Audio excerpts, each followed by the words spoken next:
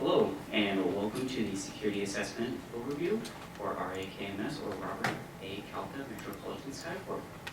First, I'd like to go over our agenda for the presentation. First, we will go over introductions of our team. Then we will go over an executive summary. Next, we will go over a reassessment summary. Then we will go over compliance violations, our recommendations, and then a short conclusion. So, I will introduce myself. My name is Gare. I'm the team lead for our penetration testing team. Next to me, I have John, then Bryce, Jeremy, Sam, and Miles. So, we'll do a quick executive overview. So, we found a total of 30 vulnerabilities, with 11 of them being new vulnerabilities that we discovered after our reassessment.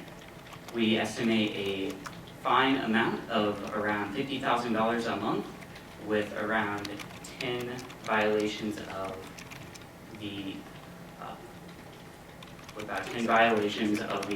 compliances. And then we found 100% of personal information on 100% of the users. And then we also have findings for 100% of the hosts on the network.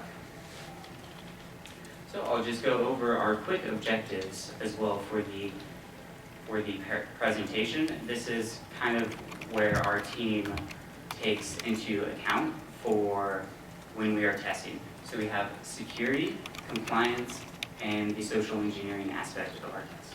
Now I will turn it over to John to go over how we classify risk. Thank you, Garrett. Hi, I'm John again.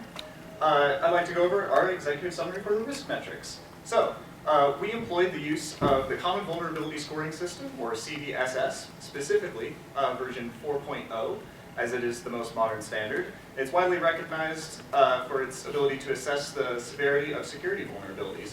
If you look here up on this chart, you can see two of the main metrics that it uses: the likelihood of an attack actually occurring using that exploit, and then the impact that it would cause to the business. So as you can imagine, the more likely it is and the higher impact it would cause, the more critical it is and the more urgently it should be remediated.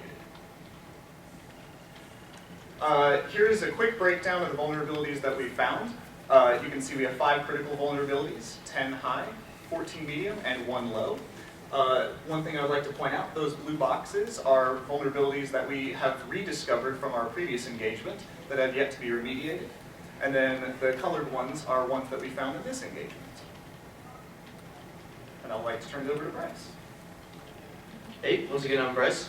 So compared to the last assessment that we did, the overall security posture has noticeably improved, with about 1/3 of the vulnerabilities that we found in our last security assessment being remediated. However, there is still around 16 vulnerabilities that have not been remediated from our last assessment. So leaving these vulnerabilities open leaves the business vulnerable to compliance issues. And I'll turn it over to Jeremy to talk about. Thank you. I'm Jeremy. I want to talk about compliance for a moment. So we have 3 industry standards that we've selected for reviewing your environment. TSA cybersecurity requirements as a part of the new focus on cybersecurity from the government. PCI DSS, which is a safe handling of credit card information policy. We also have GDPR, which is a European Union rule set as well for compliance. So for TSA, we have 7 violations. For PCI DSS, we have 3, and for GDPR, we have 2. For PCI DSS, the estimated fines would be about $50,000 a month. And I will now skip these 3, because of course we already went over those, but they will be in the slide deck for the future if you want to review them. Now on to Sam.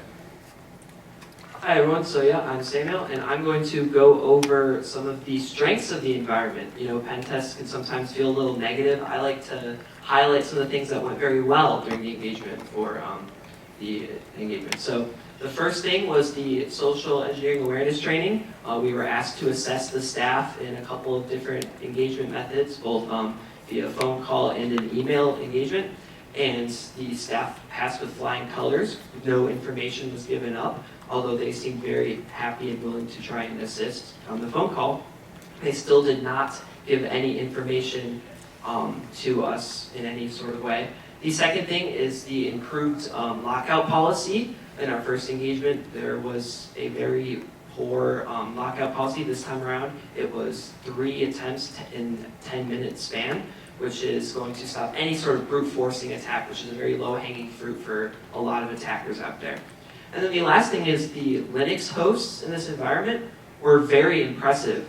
Some of the applications we were able to gather some information on, but we were never able to compromise a host. And so I will now swing it over to Miles to kind of go over some growth areas. Thank you, Sam. So, as Sam said, something we like to cover in our assessments for any given company is some growth areas, places that you still can grow in security. So the first one would be updating your more old systems or outdated systems to patch any vulnerabilities that security updates from the vendors might have. So the easiest way to remediate a lot of these vulnerabilities is to just install vendor patches. The second one we really noticed that there was room to grow was broken or missing controls on some of the web applications in the network. So one we found was a threat actor would be able to impact the availability of the train systems. The third is heavy password reuse across your identity systems. So we found one given password used around 10 times, which there's many things you can implement to remediate, and Garrett will touch on that later. And the last one is implementing the least privileges for a given job function in your cloud environment. There were a few instances where a user was able to access resources that they should not have for their job function, and even in some cases they could access user personal data. So I will turn it back over to Garrett.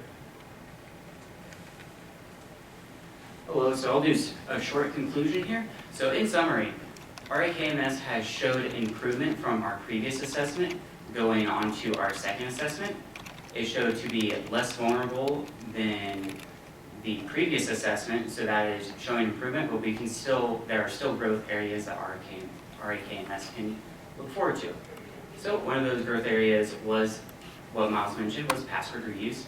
So there are features within that we can add, that can be added to help alleviate these issues. So password reuse is no longer a issue within the environment.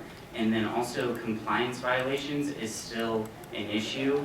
Nobody likes losing money. I'm sure as a business, nobody loves losing money. So we would love to see the remediation of these compliance violations as soon as possible. So at this time, I would like to open us up to any questions. Thank you, really solid. We're kind of getting really fascinated here with moving towards a more quantitative risk management approach through, looking at standards like open fair. Do you have any experience with things like that with any of your clients? With I'm sorry? Open fair?